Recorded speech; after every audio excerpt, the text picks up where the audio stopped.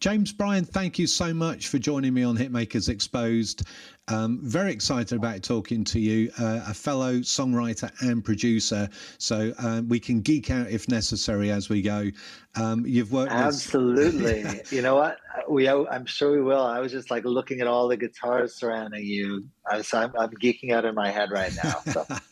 Yeah, happy to be here, Martin. Somebody once said to me that the winner in life is the person who dies with the most toys. So that's my goal at the moment. But I'm looking at your list of credits, and there's some remarkable artists in here. Everyone from Drake to Nelly Furtado, Shawn Mendes, Louis Fonsi, Martin Garrix, Lisa Marie Presley, tons more. I'm sure lots of people listening to this would love to know how somebody gets to work with those kind of artists, and I think we'll build up to that, you know, because there's never an equation or a formula for becoming a hit songwriter with amazing artists like that. So we'll dive into some of those artists, but first of all, I want to take you back to when you were a child, and so long ago, long time ago in a distant galaxy. Where did it all start for you musically? Did you have one of those epiphanies as a child where you suddenly got the goosebumps like I did and just went, oh, this is something I have to do? I did. Yeah, probably a lot like you. I think, I wonder, I mean, I guess some kids, will always experience that. But I know at that time too, music was just like everything to me, and it seemed like it was to other people. So yeah, when I was like, I heard the Beatles for the first time when my parents would play it, like when I was like 4 or 5 or something. I remember like, oh yeah, like absolutely loving that. It was like all their stuff. I think it was like they had their old stuff, with Can't Buy Me Love, or like I Want to Hold Your Hand, but then like hearing, Abbey Road and stuff like that just kind of opened my mind to this whole other universe. And yeah, I would just like literally just sit in the living room with big old speakers on, listening to albums, LP, vinyl. And yeah, just falling in love with the whole universe of music. But when I got my guitar when I was like 9, that's when I like absolutely knew. I was like, oh yeah, this is mine. This is my thing. And so from there, I had a dream, like, well, definitely in my head of being a rock star at some point. So I've been chasing that ever since. Yeah. It's funny how when you pick up an instrument and it just, no pun intended, but it resonates with you, you suddenly, you feel like this thing needs to be in your hands all the time, isn't it? Well, the funny thing is, so the first guitar I got was like a loaner from the shop that I was taking lessons. And they had all these acoustic guitars, which were really tough to play. The brand was Stella. I don't know if you know the Stella guitars, but, and it turns out that my love of my life, my wife, is named Stella. And so it's funny. It's like on some level, I'm sure I totally... definitely made that association. It's like, okay, Stella's the one. Yeah. But yeah, it's funny. It was like more just like I could totally see how I could get into that world that we were talking about, that magic world, right? With this instrument. So it was cool. I kind of dabbled. We had a piano at the house. I had a drum kit, my great uncle, like when I was young. So it's like I knew I was like learning the language, but the instrument was definitely guitar. Do you think it's something that people are just born with, or do you think it's something that gets nurtured along the way? Well, I think you know the answer. I think for me, absolutely, it's like a combination, but I think it's like you have to have that enthusiasm to want to get into it, right? Like, I don't know, as far as God-given talent, I definitely feel there's like something spiritual. I feel a connection with when I make music and when I'm creating songs, and that's one of the things I absolutely love about it, when you connect with people live. But yeah, it's mostly, it's like every success I think in life is like 99% sweat. It's the effort, and then maybe the 1% is the talent. Yeah, yeah, yeah. Were you were you an emotional music person early on? And I ask this because I remember at the age of, what was it, 11 years old, lying in bed singing Bohemian Rhapsody and crying my damn eyes out.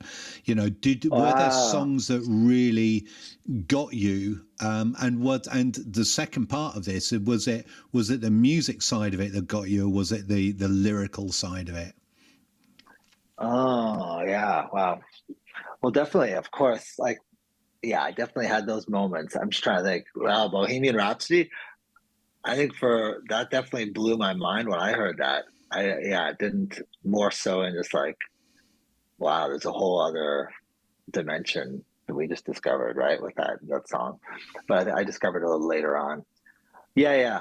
For me, I mean, music is it's just like the best way to process emotions. To me, that's what it is. It's like the most beautiful, positive expression of every emotion, right? Negative and positives that you can turn it into something beautiful. So yeah, more from music than lyrics for me, for sure. At the beginning, um, like I said, Beatles or something like that. It's like, or even when I was like even younger, I remember hearing Holst, the planets.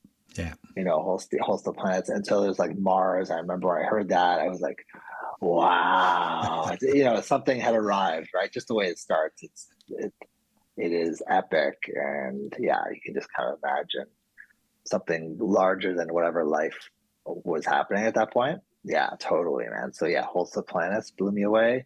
Abbey Road, and Sergeant Pepper. When I heard those, blew me away. Like in that same way, where I was just like opening to a new world. Um, but yeah, I think that when I got it like super emotional about songs, it was probably more in my teen years and stuff. Like I definitely was at that point, like there was a lot of like Brit UK alternative at the new wave stuff at the time. Like I'm, you know, obviously I've been around as long as you have, so that's around the same ballpark. So it's like for me, it was like The Cure and like the Smiths. When I heard the Smiths, you know, that just totally spoke to me as like, you know, a lonely kind of misunderstood teenager who's like, you know, felt unloved by, you know. And so Morrissey was like speaking to me. It was like, Wow. yes, I feel that pain. And like, right. And then that comes back to what I was just saying, how like that, you know, if I was just moping around, that's not very pleasant for most people. But if you put it in a song, you can connect instantly with that emotion.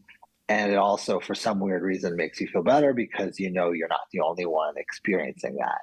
And that I think was something that I saw the value in at that moment. I was like, oh wow, this is like you can really connect with people and really make people feel better. And so that I think that kind of clicked as part of something like a core value or mission for me, right? And that's definitely stayed with me. Yeah. Yeah, yeah, yeah. Same here. I loved The Cure. The Smiths, I could not listen to them. I just found For his it, voice, oh, really? I so know. monotone.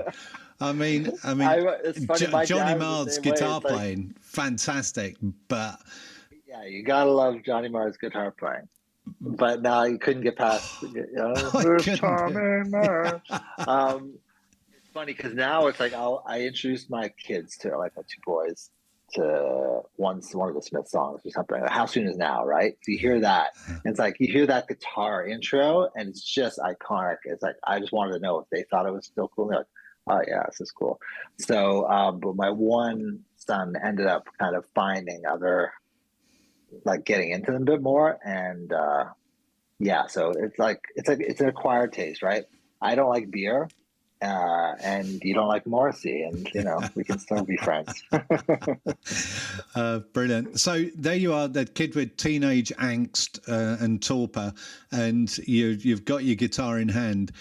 How were your parents in terms of, you know, their reaction to you sort of heading down this path of being a musician? So my parents are both hippies, like from the '60s, original, held on to those values of, you know, obviously trying to peace, peace for all. They're vegetarians way before anyone else I knew was. I think we were like the first family that I'd ever met, white Canadian family that was eating tofu way back in the 70s, which I absolutely hated, by the way. I'm still not a huge fan. But yeah. So they actually were totally supportive. And it's so funny. They're still like number one fans. Like they're like in their 70s and they will still travel, like if they can drive to see me play, a couple hours away, they'll try to make it happen, which I just sort of appreciate so much. So not everyone, like that's one of those things where you're talking about like, okay, is talent versus, putting in your own effort or environment. So that was definitely a huge bonus, right? For environment to have that kind of support and, the great record collection. That was like my first record collection that I could kind of dive into. Yeah, that's fantastic. So what about you? Oh, interesting. It was completely different in as much that I don't think mum and dad really even sort of spotted that I might have some inkling of something in that way. I was entering talent shows and doing pretty well in those and singing and I was fine on stage and stuff. But they never sort of said, "Do you want to have lessons?" They didn't prevent me from doing anything, but I don't think it really featured in terms of a serious career. It was a slightly different era for them that a serious career was university, and they weren't trying to encourage it too much. They were hoping it was just a phase. Probably, yeah. I've got to say this: even when when I was in my 40s, my mum was still saying to me, "Martin, you could have gone to university, don't you?" And it was like, "Mum, I've got a job. I'm in the music." I still don't think she saw it as a real job. But so tell me this: was the fact that you created the Songwriting Academy, was that, do you think, driven in some part by that voice in your head? It's like, I don't think so. Not consciously. I don't. Come on, now you're running a music. I know. Higher learning institute. I know, and I think it was just. I've busked my way through life, and I've made stuff up as I went along, in terms of busking, just like just improvising along the way. And when the academy was formed, it was just me and my business partner Simon having a conversation about, we could do this, and I'm always just a doer, so it's like, sure, let's do it. And then we created this behemoth, and the rest is history. This is our 10th year of the Songwriting Academy now. Wow! So congratulations! Thank you. That's amazing for any business or anything to last that long. Any relationship, and it's been an absolute blast. But guys like you have made it entirely possible. Bringing in your skill sets, because this as well as I do. Not one person knows everything about everything and can write in every style and create every kind of record. We diversify where we can, but I'm a massive fan of surrounding myself with people that are really good at what they do. And it makes me up my game as well, when I look at them and I aspire to be like them. So I love what you just said. You just touched on a couple of things that totally resonate with me too. The first was that you were talking about improvising your way through your career in many ways, right? Because there's not like any one clear direction to find success in music. I mean, I don't know but other than you can study, people that came before you and how did they do it, right? Which in any business, which is helpful, but to have mentors. But yeah, like I find my path has some similarity to that too, right? Where you just kind of you go follow your gut or your heart. Sometimes it's like when you're in a creative industry like music, it's like obviously you're following what you love about it. Like, you're very driven. I'm very driven by stuff that makes me happy or get enthusiastic, right? Like, and the stuff that doesn't interest me, I just don't have time for. So so that way it's like you don't have a clear path, but it's like I find that it's like even to this day, it's like I will, as long as I'm excited to jump out of bed and, you know, be creating and working with other creatives, and like you said, with people that have skills outside what I do well, but are amazing at something else, and that, you know, I can get inspired by. And that's kind of been my mode as well. Yeah. It's there is no equation for success in the music business, and it's probably happened the same with you as well, that you just have these bizarre moments in your career, these opportunities that suddenly present themselves to you, and you just think, fuck, where did that even, you know, I didn't even plan for this, and here it is in front of me, and you get the goosebumps because you'd sort of think, well, I've certainly had those moments where I think, if I'd have known this would happen, like when I was a kid, if someone said you've got this to look forward to, you know, I would have been absolutely just kind of like beside myself. But you just can't plan for these amazing events that happen in the music business. It's so unpredictable, isn't it? It is. Life is, I think, in that way too. Like, you're right. Okay, so when you said that, okay, I'll give you one, then you give me one of those moments. So okay, I'll give you two. One moment, okay, was standing in Wembley Stadium, not the arena, with meeting the two princes, putting on a concert for their mom, a tribute concert for Princess Diana. Wow. With like everyone, like, well, I was there with Nelly Furtado. I was like, I wouldn't have known how I would get there. I was like, when we talked about my first dream was, oh, I want to be a rock star on this massive stage and perform for all these people and get to play music. So I got to do that. I didn't know how I would end up on that stage, but here I was. And that was always a stage I would hope to get onto, but it was totally unexpected how that happened. But yeah, then to be on the same stage as, you know, everyone from, like, you know, Duran Duran, Elton John, to, like, you know, Pharrell and Kanye and all these people, it was just like a really cool moment. Okay, the other one, there's so many. Like, I think that's really one of the things that just it's a great payoff for this business. It's like these incredible bucket lists, or, you know, even unexpected amazing experiences that a lot of people just can't believe you get to have.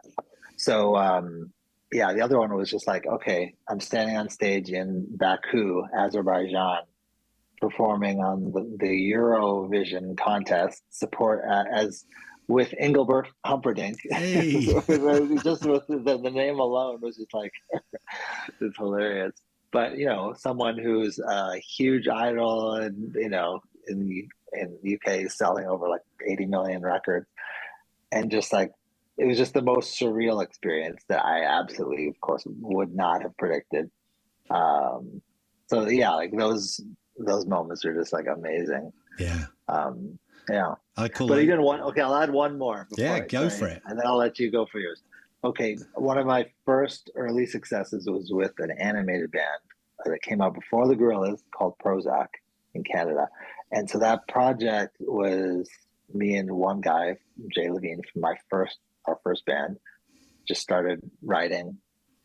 And there's a whole dramatic story to that, how we started doing that. But anyway, it's like, I ended up, my character had a German, like Arnold Schwarzenegger, fake Austrian accent.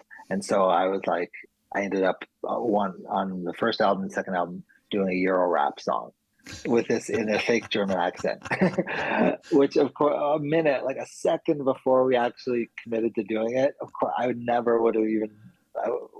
wanted to do that. We would have even thought of doing it. But then as soon as we had the whole context, it's like, oh, let's create this band, and these are the characters, and okay, what kind of voice can you do for your guy? Oh, okay. Oh, let's see, what would he do? I'm not a singer, so okay, let me do a German Euro rap. So anyway, anything is possible would be the lesson there. Yeah, completely. I call those moments, by the way, I call them the highs you can't buy. You know. Wow, I love that. That's a great catchphrase. But it's just that, you know, you've just got to be doing something in the music business, and this shit will happen at some point, and nobody can tell you what it's going to be, but you've just got to be on the road to somewhere for you know, the success, the opportunity bus to come and out of a side turn and like just chink your car, but you've got to be driving somewhere, you know. That's right. I love that. I always, so tell me what's one of your highs you can't buy? Yeah, one of mine. I've mentioned it before on here, but I think it's one of my favorites. Is when I was at the Albert Hall and sitting in a Royal Box at the Royal Box, one of the boxes in the Albert Hall, looking down over the stage and watching Mike and the Mechanics. And I grew up listening to Mike Rutherford in Genesis, and you know, from the earliest I remember, I was listening to my brother's Genesis records, and I loved them. And so I'm watching Mike Rutherford, and the stage is dark. They haven't come on stage yet. The lights go down. Everybody goes crazy. You get the goosebumps. And he comes out playing a song that I wrote with him, opening the gig to 5,000 people at the Royal Albert Hall. Wow! And I just and my That's friend Andrew Roachford is the one of the singers with the band right now, and he's singing the song, and he's got an amazing voice, and I just wept, and I whenever this happens, I just think, oh my God, I'm a busker. I imagine myself back on the street just singing for pennies. And just having no idea that X amount of years later that this stuff is going to be happening to me. And there's been a bunch of things, but it's usually the experiences, not the rewards, that have made a difference to me. Those kind of experiences where you know, your nerves are on the outside, they're jangling on the outside of your skin. More so than, you know, I see your discs, I've got some in front of me, you know, more so than receiving the discs or getting the big checks. They're nice, but the thing that you take, the thing that I'll take to the grave with me, the thing that I'll take to my grave with me is the experiences that you just wouldn't imagine possible. Absolutely. No, I'm with you there. I would say, you know, talking about, you know, the other stuff, like, you know, obviously having a hit is a great feeling for because it's, you know, for this business can be so hard financially. Like, it's folks, hills and valleys and big valleys and, you know, little hills. So I definitely came to a point where I was like, well, you gotta at least you don't have to attach yourself to that being the reason why you do what you do, because then you'd always be disappointed 99% of the time or more. But just to celebrate those wins. So for me, like having, you know, whatever, some of my, the plaques, you know, it just reminds me of kind of when I'm having a bad day, or it's like a moment where I have an existential crisis, which can still happen, like every week. It's like, oh my God, it's like, am I any good? Does like anyone care about what the music I'm making? And I was like, you know, and then I'm like, oh well, you know, you've done some stuff, and you know, you'll just, you know, like you say, you just stay, put one foot in front of the other, and just stay moving, keep moving. Yeah, and you're right. You know, you have to have the balance between, you know, being the creative, artistic soul that you are. But at the same time, you know, in order to keep doing this as a job, then we need to make money at it. So there has to be a sense of business savvy about this. You know, somebody once said to me a long, long time ago, held up two hands and went, Martin, it's the music business. And when you've done the music, you've got to do the business. You know, that's great. I always remembered that, because, you know, we do have to make an effort sometimes when we'd rather sit at home to go out and to a networking event, to meet new people, to jump on a Zoom call with someone, and to take chances. Because all of those things we know from experience that they could lead to something really special. And we also know that if we just sit on our asses, then that'll lead to nothing. Exactly. Then you won't be able to, you won't have the freedom of movement to make the music. Yeah, right? exactly. You're too stressed. Let's talk about some of your successes because they have been plentiful. Let's go with, you started off with the Philosopher Kings and Prozzäk that you just mentioned. What was your first? What would you class as your first success in inverted commas? Okay, so with my first band, Philosopher Kings, like, who is like a band basically like of jazz musicians, or jazzers, because we were really into soloing and kind of making things more complicated than they needed to be sometimes. But in the pop world, so wanting, anyway, so for us having success, was, one thing would have been a radio hit, and we did have success in Canada, and then we got signed in the States, and by Columbia Records in the States, we were on Sony in Canada. And one of the great moments, again, it comes down to, like you said, that great experience that you're going to remember, there's a couple. So first one was doing this radio tour ahead of our second album that was going to get a push from Columbia in the States. And it was a radio tour with us, Maxwell, great R&B singer who came out at that time, and the Fugees, who had just released their second album, with Fuji La. It was just hitting, and then Killing Me Softly and all that. That was the big album. So we did this month-long run where we were playing theaters for radio people across the country, trying to get everyone excited. And I just knew, I looked around and that we were doing something special. We were in the ranks, because I would look at Maxwell perform and I was like, wow, this guy is world class, musician, great singer, great artist. And then the Fugees, it's like, we knew kind of right at the beginning that they're probably going to blow up next, and they did. They blew up the first in the fast.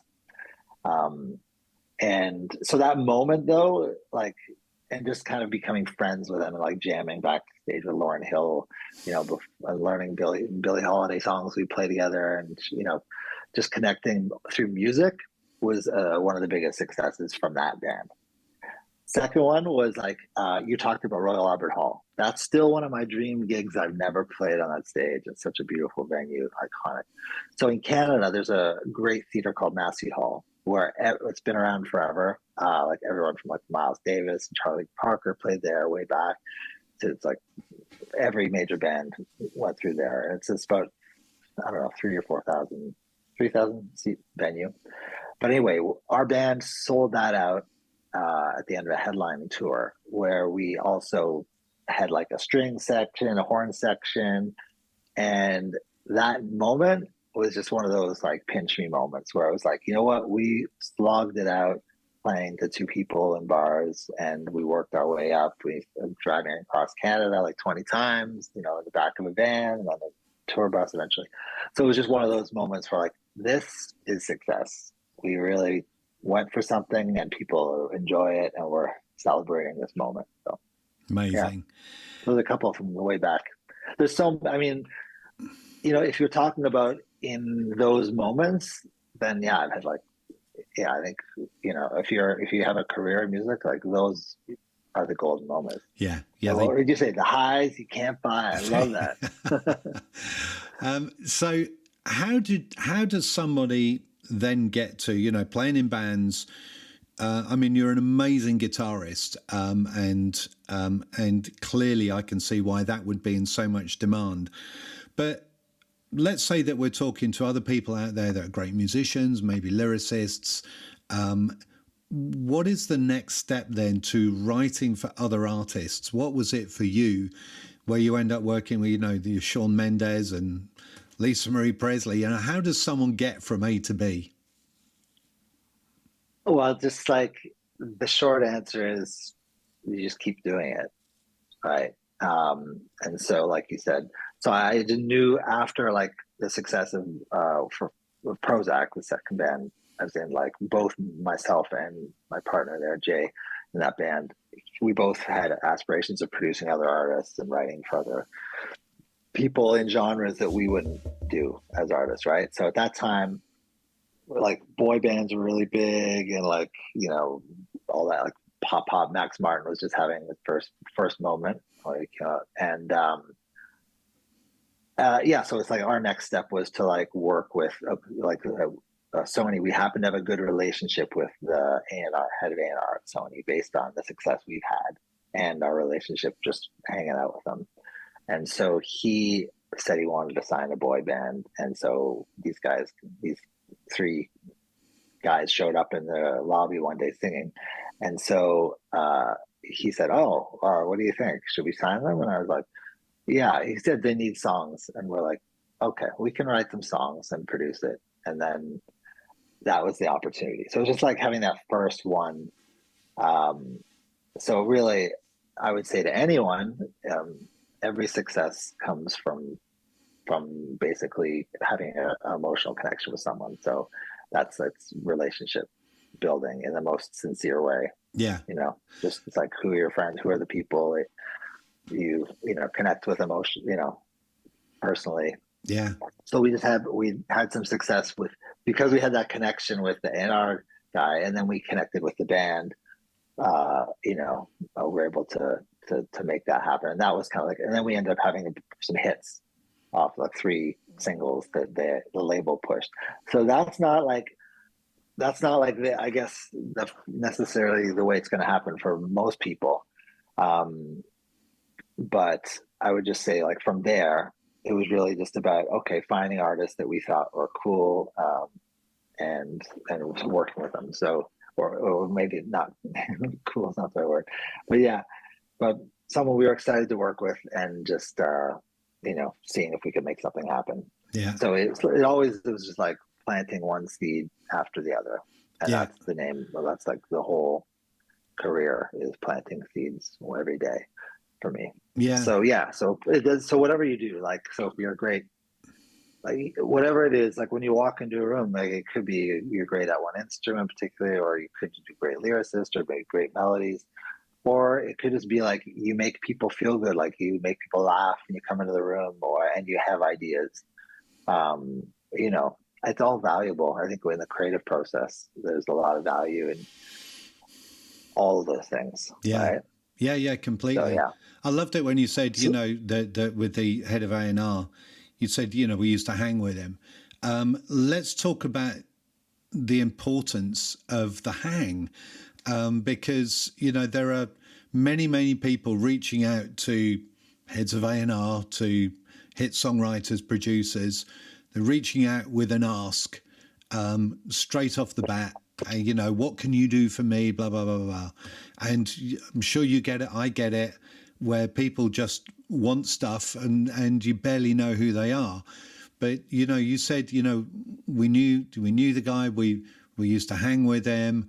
And so you clearly had that relationship where there was, you could just talk about stuff without making that person feel vulnerable of being asked for something, So Yeah, can we talk on that for a bit?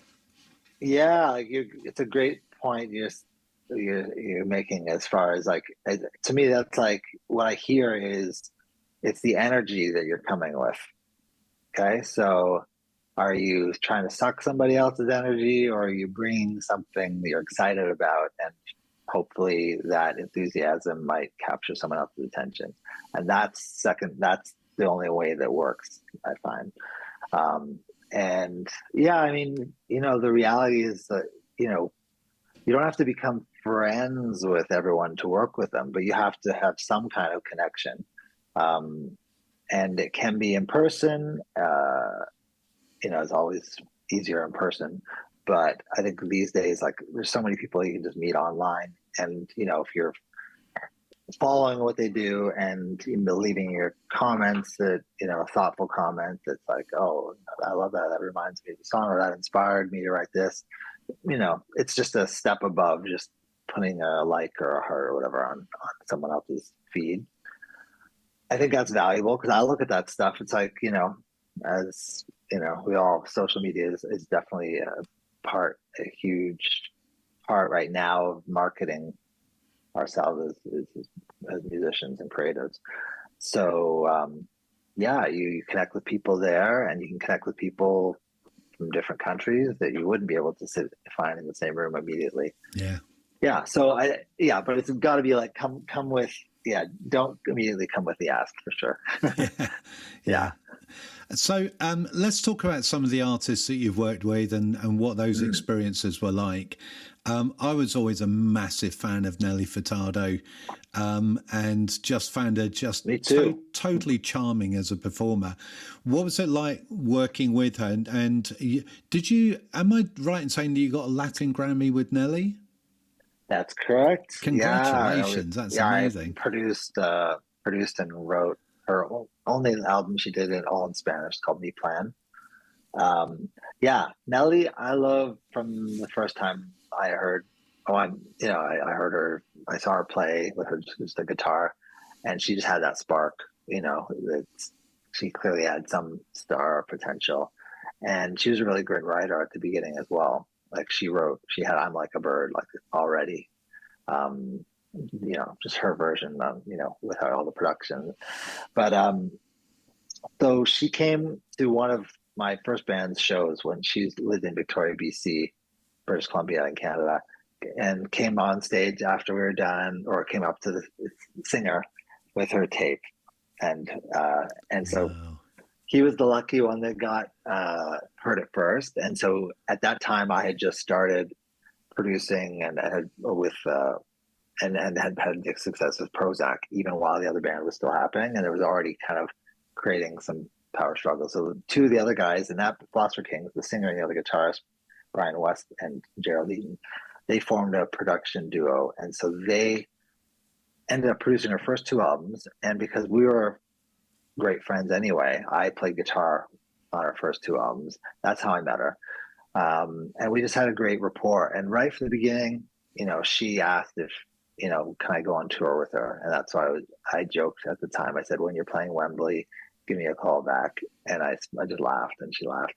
And then isn't that funny that was the seed that got planted, right? I got the call like years later after. So she did two albums. I didn't write with her at that point, but she knew who I was. She respected my guitar playing, and I was adding to her music. Third album she did with Timberland that blew up worldwide, and that's when I got the call to go on tour with her. So she already knew me as a great guitarist. She didn't know if maybe she didn't think of me as her producer or collaborator or as a songwriter at that point. So, but we just built a relationship. So that's the cool thing about her, is that like she's very open, and so open to collaborating. Kind of, she's open-minded creatively. So after that tour, I asked her to come to my studio because I wanted to work on a solo album and wanted her to guest on a song. And so she's like, okay, sure, which was not every artist would do, especially after they're huge. They wouldn't necessarily do that for the guys in their touring band. And then we wrote the song in English, which sounded awesome. I loved it, and she loved it too. But at the end, she's like, hey, do you mind if I put this record out instead of you? And I was like, yes. So I was like, no, I don't mind. So that was the goal. So really, and then she wanted to sing it in Spanish. So we ended up reworking it with a great singer-songwriter friend of mine, Alex Cuba, who she really admired. And the three of us wrote like half that album, which ended up getting a Latin Grammy and just, having a #1 hit with Manos al Aire, Hands in the Air. It was just, so that totally all happened based off of just an evolving relationship where I wasn't begging the first time I met her. Oh yeah, hey Nelly, you know what? I want to produce you today. It's like, we're gonna write together. I didn't say that. My approach in general, because I was probably a little shy or insecure even at the time about. Well, certainly as I was starting, I was confident, most confident about my guitar skills. So I let that speak first. Yeah. Then as that I developed, my songwriting and was started producing stuff as we went along, and then that confidence grew the more you practice it. Yeah. So with her, that just ended up being a real natural flow Amazing. from 0 to 100. Yeah. Love it. Let's move on. Shawn Mendes, big fan of Shawn Mendes. How was that experience? Yeah, another talented Canadian guy. So when I met him, he was, I don't know if he was 15 or 16. He was young. And the only reason I got into the room with him was because of my relationship with the guy producing a couple of his songs, which is my good friend Martin Sutton, who lives in London, who I worked with every day when I lived in London for five years. Like I was in the same studio complex, so we worked together all the time.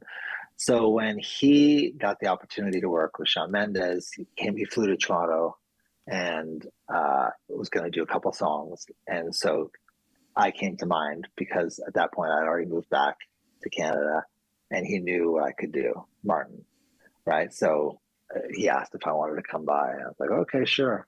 This was like Shawn Mendes was just coming out. This is from his album, The Handwritten. So anyway, in the studio, totally chill. He was just a teenager who, again, loved music. He loved to play guitar too. So kind of we hit it off on just jamming on acoustic guitar. And so, yeah, that the session wouldn't have happened with him if I didn't have a good relationship with my friend Martin Sutton. Yeah. That's fantastic. Do you think with these people, you said like Nelly just had that spark, Shawn was a 15-year-old, but he had, what do you think that thing is that makes some people successful artists or popular artists? What do you think that spark actually encapsulates? Great question, right? It's a question every A&R trying to figure out, right, before they sign somebody, right? It's a combination of, for me, it's like, obviously there's got to be something music, like there's the talent. You have to be able to see some musical talent. But that's not just going to be, they're technically a great singer. Yeah. It's got to be like, wow, for me, it's usually, wow, that's a unique voice. Or it's like, wow, they're doing something that I didn't think of it that way. Or it's like, I've never heard someone sing or say, in the song, something just in that way. So for me, it's about an individual's, when they, you can see something that's unique about them and they're letting it shine. Yeah. That's definitely like a must. And then beyond that is like unwavering, or it looks like unwavering confidence or drive. Yeah. Right? It's just like something where you can see they're just like, okay, they look really comfortable. They are performing like, even if we're in a tiny club, they're performing like they're in a stadium right now. There's their energy. And for me, that's, those two things, like the unique personality and then clearly, the drive.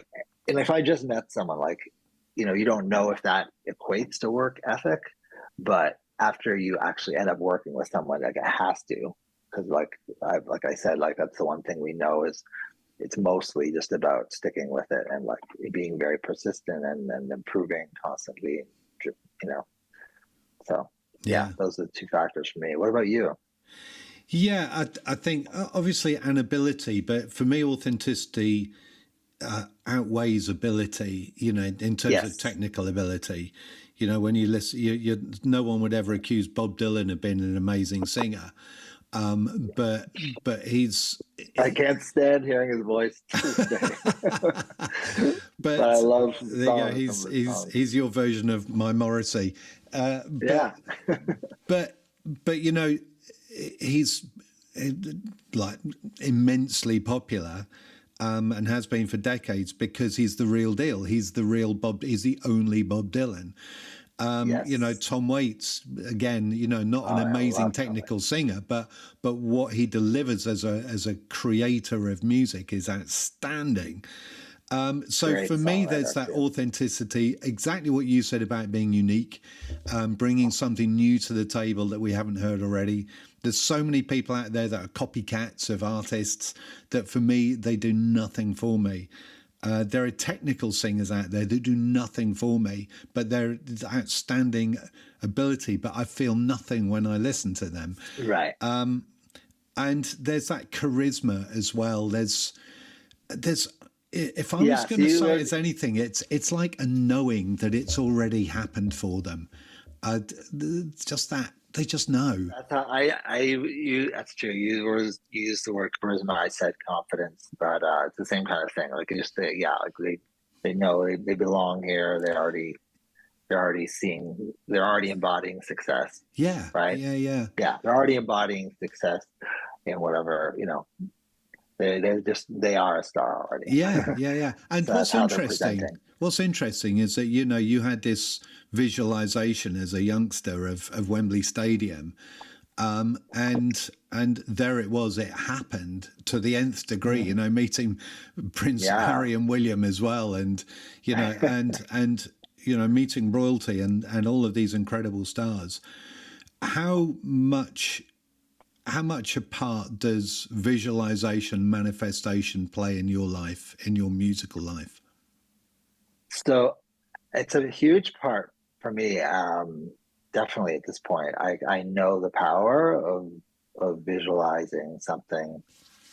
I do study, I read lots of, some philosophical books, self-help books, religious books, motivational books, business success books, biographies. And it's one of the common denominators is like, okay, the mind, everything happens in the mind before it happens in this three-dimensional world that we're in as well. Right. So, absolutely, like, mindset is one of the most important things for me every day, not just for music, but for every element of my life, for sure. Just setting it up, making sure I'm like grounded, meaning that, okay, I'm not like just worrying about, oh my God, my phone, my bills, my mortgage is coming up tomorrow. That can be in there, but now you have to get the bigger picture. Like, to me, it's just like a way to connect with something bigger than yourself. So that's kind of like, for me, meditation, yoga, music, those are all like spiritual practices, like making music or listening, where you're just like, okay, there's something bigger than me out here. And then once you know that, then you also know, I believe anything is possible. So I do know that we create so much of our realities. And now I've seen that, like you said, the Wembley thing, it was a real tangible example, but there've been like many examples of that in my life. Stella, the guitar, and then, marrying Stella, or, we've been together 28 years now. That's another example of that. So I feel like if you really believe something and can really see it, then it's more likely to happen, or you're more likely to attract that in some way. And then it's the one caveat, though, would be, is like, nothing happens exactly when. You can't predict when it's going to happen or exactly how it's going to happen. But so if you just hold on to the bigger goal, or like, okay, the feeling of, okay, what does it feel like to be in the room writing with Adele, for writing that song, and that really song that she wanted to write, and you guys were able to do it together. Like, I have that in my head still. So hopefully Adele's making another record. She's one of those voices, like one of those artists I would just love to collaborate with. But I think it all starts in your mind. So setting up, you got to set up your mind for success, like, every day. You've done a lot of coaching through the Songwriting Academy, and you've probably met the same kind of array of people that I have during coaching, where some people will absolutely buy into this. And yet I've also met a lot of people with many self-limiting beliefs that will tell themselves that X or Y is not possible because, or that the chances are too small, and they'll find reasons why something can't happen. what advice do you give to those people? And for anybody that might be listening saying, oh, it's all fine for you to say this because you've had your success. Well, you know, there came a point for both, or rather there was a point with both of us where we had absolutely fuck all to our name. And you know, we've worked for what we've done and we've believed. So what advice would you give to people that do sort of like bring up these self-limiting beliefs? Well, when I encounter that, or I see that, recognize that, that's how I interpret it as a self-limiting belief. It's so clear because, like I said, I believe on a very deep level that anything is possible, and that means anything good or bad. Basically, anything you believe is going to be a reality.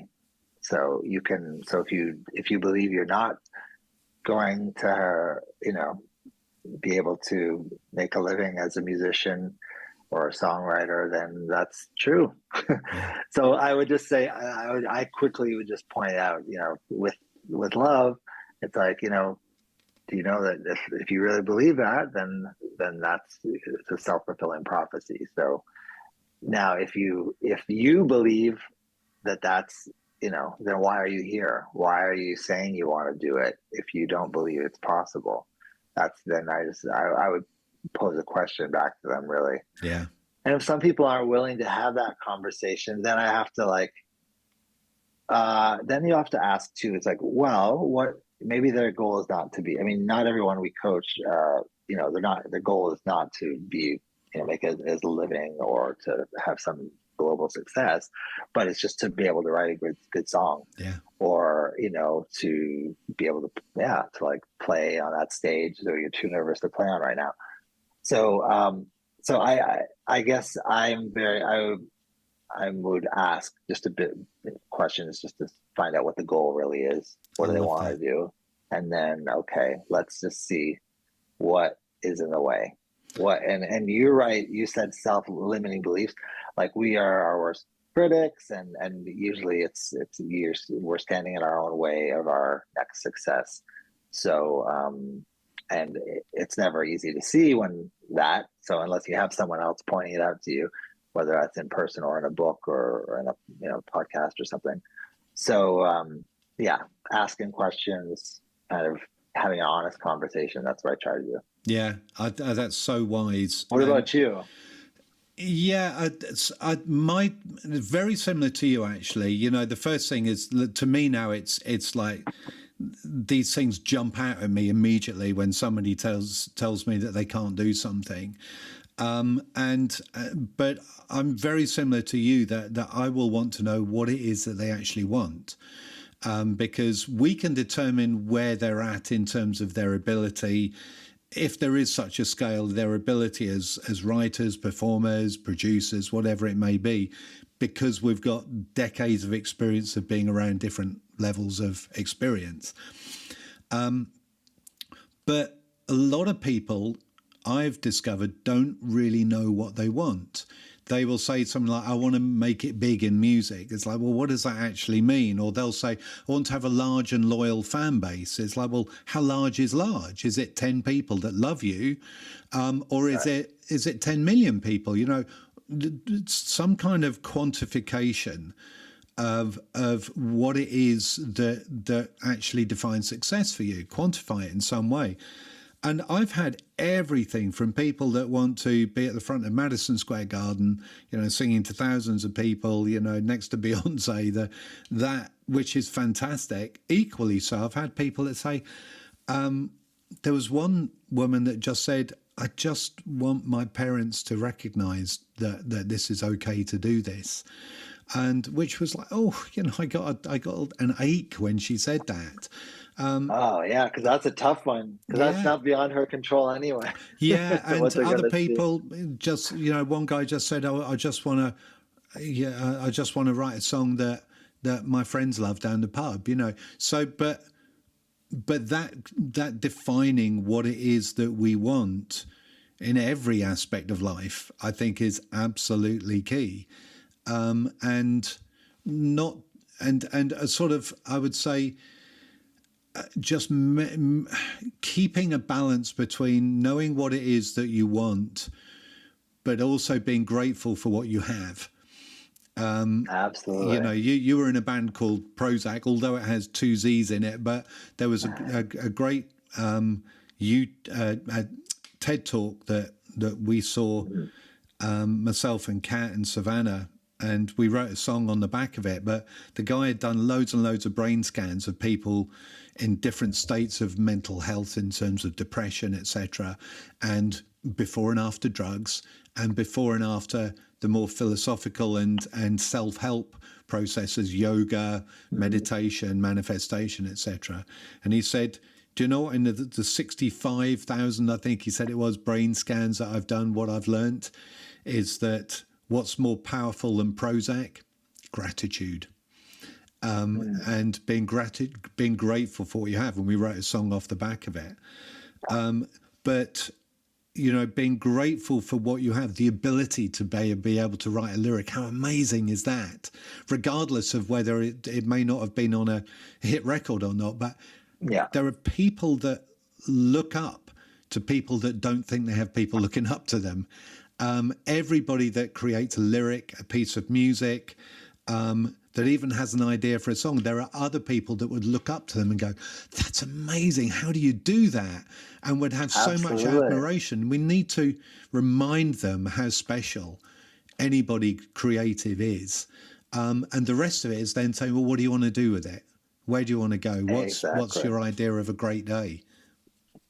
That's beautiful. Yeah, absolutely. I mean, I'm with you. It's like, I guess it's probably one of the reasons why we decided to work together, or you took me on, right, on the Academy was, I think, attitude, right?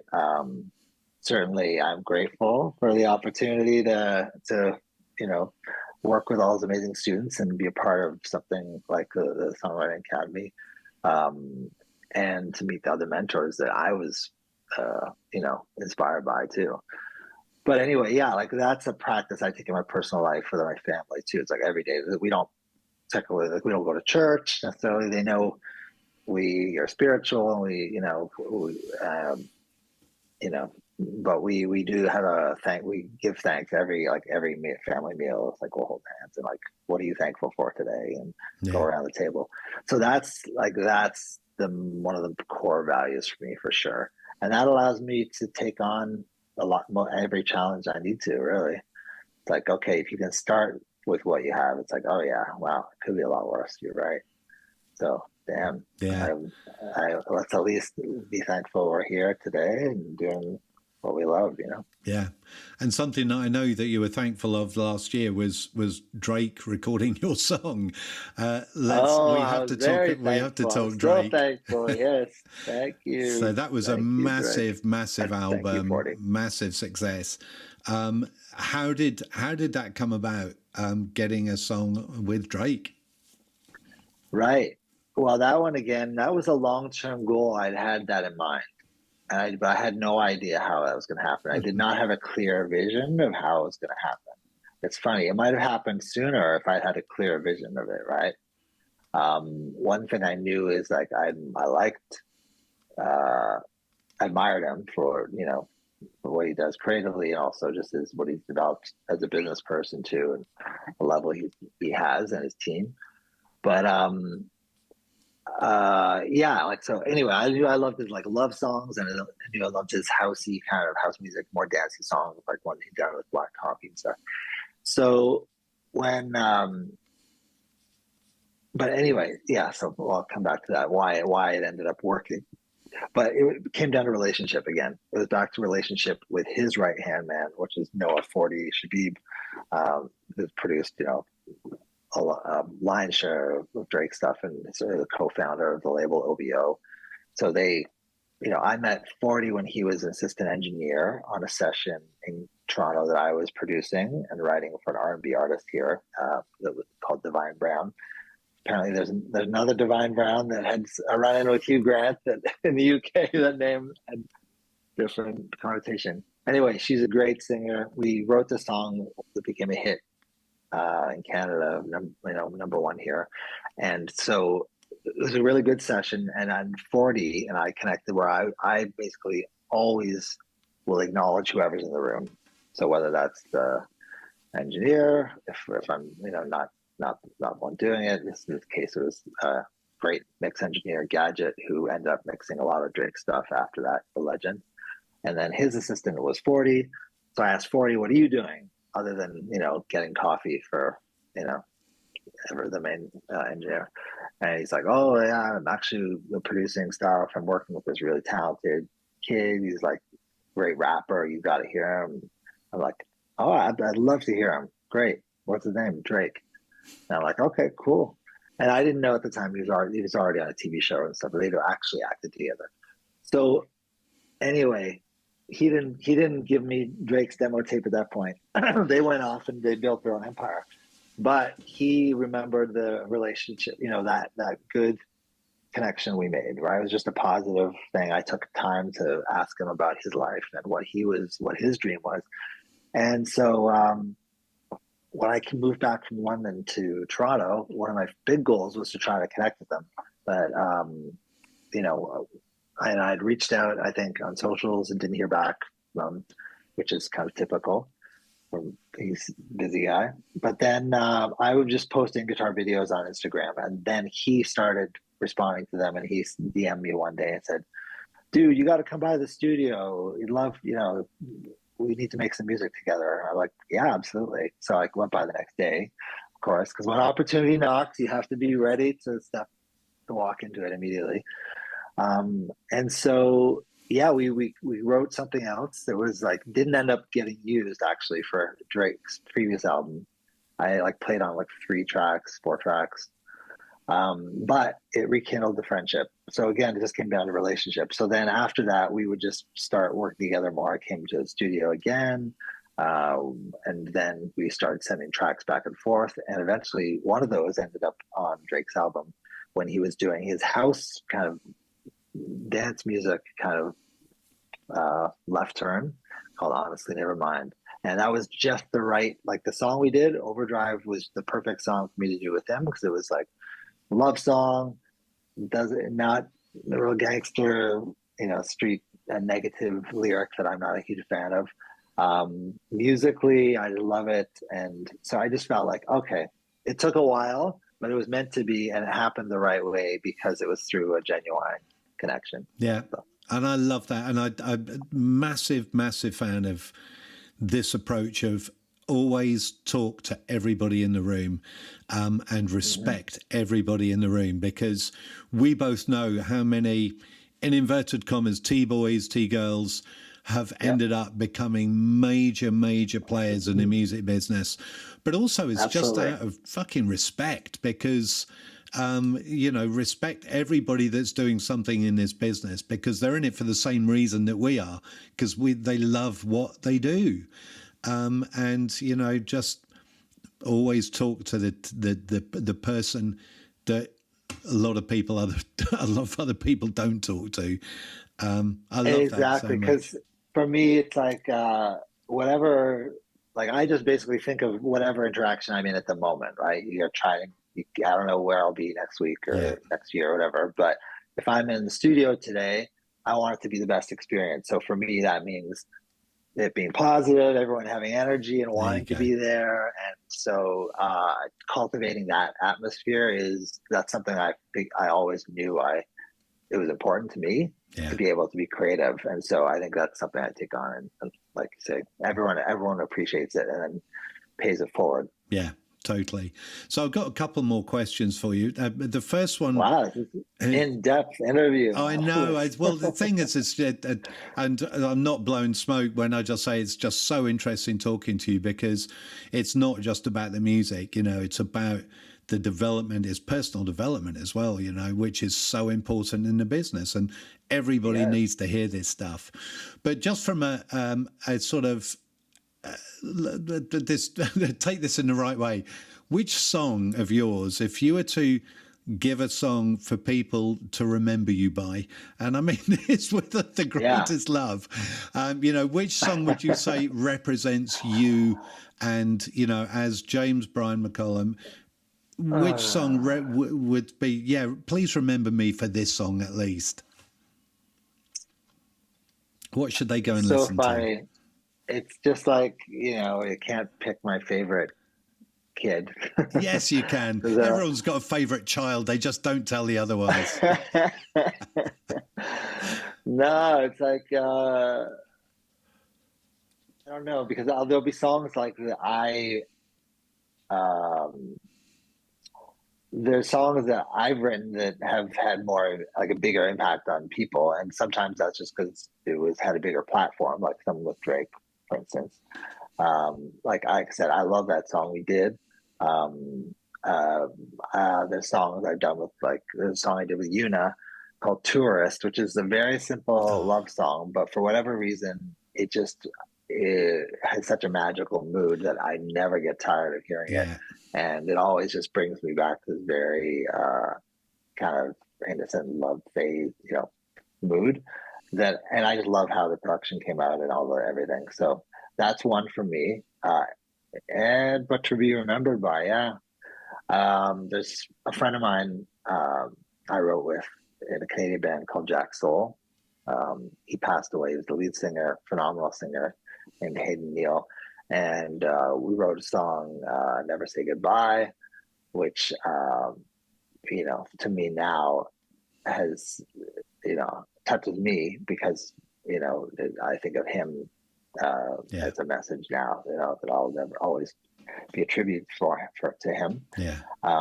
But yeah, I think a lot of people like that has touched a lot of people. So fantastic. Yeah, I can't pick one. Okay. Well, I can definitely tell everybody that go listen to Tourist by Yuna, which is James' song, which is an absolutely gorgeous, gorgeous song. The moment I heard it, I just fell in love with it, man. It was just one of those moments. And then you got to hear Sucks to Be You. I mean, that's Sucks to Be You, Prozzäk. Yeah, I have. Yeah. And I would actually say, I love the humor in that, it's just. Well, to me, I'm so proud of the Prozzäk project too, because at the time, again, like some people, like the jazzers and people in the Philosopher Kings even were like, oh, what is that? You guys are like trying to be so pop and what is a cartoon? But, we made such a connection with our fans through just that story of someone that was an underdog looking for love and not really finding it, but still having a friend with him that could help him through. That really just connected on a bigger way than any one song. And so I'm so thankful for that project, like that happened. So Prozzäk, you got to check out, check out Prozzäk as well. And I think it's really important to point out to everybody here that's a songwriter that's listening to this, that often we want to write, when shit hits the fan, and we want to write when our hearts get broken, and when often it's deep and meaningful stuff. And that used to be me as the busker on the street. It was like, here's another miserable dirge from Martin. But, the moment I discovered this thing of, what, songwriting can be fun too. And sometimes you can just write a song just because it's fun and nothing else, with zero meaning behind it, because it still brings joy to someone's life. It improves their life. And I think Prozzäk Sucks to Be You is just one of those songs, it's just damn good fun, and the world needs more things like that, that lift people instead of help people go into this sort of emotional vortex. Exactly. No, that's it. Because it's like, if I had to be remembered by one thing, it would be like I want people to feel more joyful or more connected than before they heard the song. So So here's my last question for you. All right. Looking at your website, it says, this is, quote, "With anyone I work with, my goal is to find what makes them unique and nurture that until it shines bright enough for the whole world to see and hear." Beautiful sentiment, beautiful statement. How would you advise other people to take this approach? How do you help discover what's amazing about other people? I guess it starts with just being curious and listening, really being, so I really ask a lot of questions, and then have an honest conversation and try to get to what we were talking about earlier, which is like, well, what do you want? What is your goal? What makes you happy, or what do you need to say, you know? And so people, you can't always articulate that, like, you know, I'm not like a licensed psychiatrist or anything, but it is very much a therapeutic kind of conversation, you know, and it's about just kind of digging deep. And it can just be, I just want to have fun. I want to feel good, you know? But then then it would be like, okay, what does that look like? And what song, you know, what does that sound like when you do it? And it's like, oh, what song do you want to, you know, what's your idea of a fun song? And, you know, just kind of building it from there, but starting off with like a real base understanding of kind of their motivation. And then it's just listening to kind of when someone's performing, like we were saying, what is that X factor or star factor? So, yes, for me, it can be just that they're saying it's something about them that comes through authentically, right? So could be the lyric, could be how they're singing or how they're just performing. But that's the thing. And whatever that is, that's like the secret sauce. And so you just want more of that to cultivate that. So that's what I look for. I think that's absolutely brilliant advice. Ask lots of questions. The interesting thing about human nature is that if you sit in a room with someone and ask them 20 questions about themselves and they talk deeply about it, and they'll walk away and go, wow, James is so interesting. And yet it's what it is actually you're interested in them, you know, and that is, I think it's such a giving thing to do, to show someone that you're actually interested in them rather than, hey, let's make a hit song. And I think it's a fantastic way to finish this podcast. You know, it's and testament to, it's clearly why you've had so much great success with so many fantastic people. I think it's your heart and your mind, mate. Obviously, you got bloody good fingers on a guitar too, but you know. But it's true. At this point in life, it's like if I, for whatever reason, wasn't able to play guitar, I know I could still. It's more about just finding out how to connect with somebody in a room, and like trying to get to something real that means something to them.